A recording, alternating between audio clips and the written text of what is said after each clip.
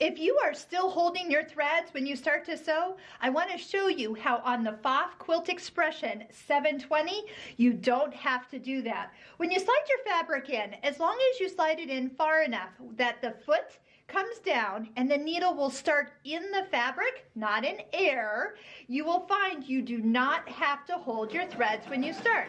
And here is why. So first off, you're noticing the needle always stops up or always stops down. You often use the thread snips when you cut your thread. The thread is cut, the foot comes up, and the needle comes up. The needle is actually coming up to the correct position. It finishes that stitch. So when you go to start again, if I just make sure my fabric is under my needle, I didn't have to hold those threads. This is where people get in trouble if they turn the hand wheel. So if you're turning your hand wheel, you're moving that needle around, you're not letting it come up to the highest position.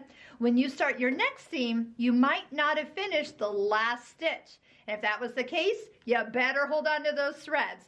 But if you find yourself not touching that hand wheel, utilizing the machine's features of the thread snips and the needle up down feature, you will find that your needle has completed that stitch and you don't have to hold the threads when you start to sew.